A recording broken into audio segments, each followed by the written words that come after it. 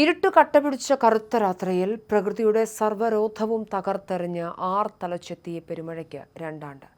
2024 July 30 ആ കറുത്ത പുലരി വയനാടിന്റെ നെഞ്ചിലേക്ക് കോരിയിട്ട സങ്കടക്കടലിന് ഇന്നും ശമനമായിട്ടില്ല.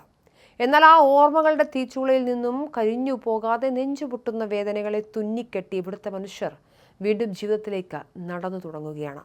ദുരന്തത്തിന്റെ 2ാം വാർഷിക ദിനമായ ഇന്ന് പുലർച്ചെ മുതൽ തന്നെ ചൂരൽമലയിലെയും മുണ്ടക്കയിലെയും അതിജീവിച്ച മനുഷ്യർ ഒത്തുകൂടുകയാണ്. നേരം പുലരുമ്പോൾ ആകാശത്ത് കറുത്ത മേഘങ്ങൾ കൂട്ടം കൂടുമ്പോഴും മഴത്തുള്ളികൾ മേൽക്കൂരയിൽ വന്ന് പതിക്കുമ്പോഴും ഇന്നും ആ മനുഷ്യരുടെ ഉള്ളിലൊരു ഞെട്ടലാണ്. ഓരോ മഴപ്പെയ്ത്തും അവർക്ക് ഓർമ്മിപ്പിക്കുന്നത് ഉറ്റവരുടെ അവസാനത്തെ അലർച്ചയും പ്രാണന്റെ നെട്ടോട്ടവും.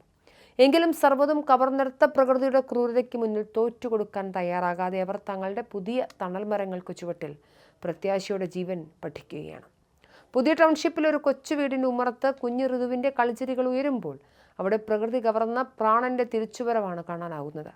പൊന്നോമനയെ കെട്ടിപ്പിടിച്ച് ദുരന്തത്തിന്റെ പഴയ ഓർമ്മകളിലൂടെ സഞ്ചരിക്കുമ്പോൾ അമ്മ സിന്ധുവിന്റെ കാതുകളിൽ ആ ദുരന്തയാത്രയിലെ ഇരുളിന്റെ ഭീതിജനകമായ മുഴക്കം ഇന്നും മുഴങ്ങുന്നുണ്ട്. എന്നാൽ എല്ലാം മറികടന്ന് ജീവിതത്തിന്റെ 2ാം വയസ്സിലേക്ക് കടക്കുന്ന കുഞ്ഞു ഋതുവിന്റെ കുറുമ്പുകൾക്ക് പിന്നാലെ പായുമ്പോൾ ആ കുടുംബത്തിന് അത് അതിജീവനത്തിന്റെ പുതുവെളിച്ചം. 2 പതിറ്റാണ്ട് കാലത്തെ നീണ്ട കാത്തിരിപ്പിനൊടുവിൽ കിട്ടിയ പൊന്നോമനയെ ഗർഭപാത്രത്തിൽ ചുമന്നാണ് അന്നത്തെ ദുരന്തരാത്രിയിൽ സിന്ധു ചൂരൽമലയുടെ മണ്ണിൽ നിന്നും ജീവനും കൊണ്ടിറങ്ങിയത്.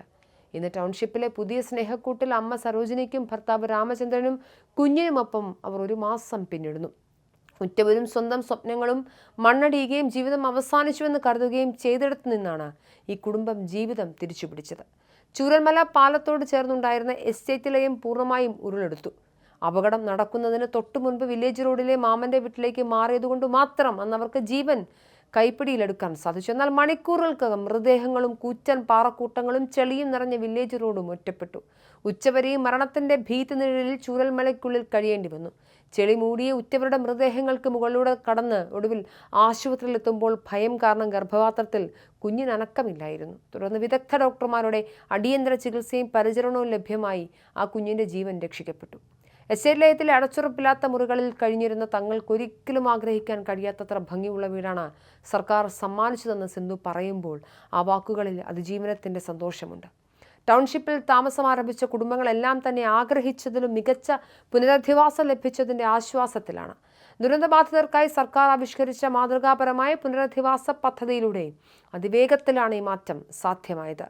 നിർമ്മാണം തുടങ്ങി വെറും 320ാം ദിവസം 1ാം ഘട്ടമായി 178 കുടുംബങ്ങൾക്ക് 7 സെന്റ് ഭൂമിയും ആധുനിക രീതിയിലുള്ള വീടും കൈമാറാൻ കഴിഞ്ഞു. പക്ഷേ ഇനിയും അത് കിട്ടാത്തവരുണ്ട്. 64.47 ഹെക്ടറിലായി നിർമ്മിക്കുന്ന 410 വീടുകളിൽ 308 വീടുകളുടെയും വാർപ്പ് 1ാം ഘട്ടം പൂർത്തിയാകുമ്പോൾ തന്നെ പൂർത്തിയായി കഴിഞ്ഞു. വെറും ഒരു തലചായ്ക്കാനുള്ള ഇടം എന്നതിലുപരി നഷ്ടപ്പെട്ടു പോയ ഗ്രാമീണ ജീവിതത്തെ കൂട്ടിച്ചേർക്കുന്ന തരത്തിലാണ് ടൗൺഷിപ്പിന്റെ ഘടന.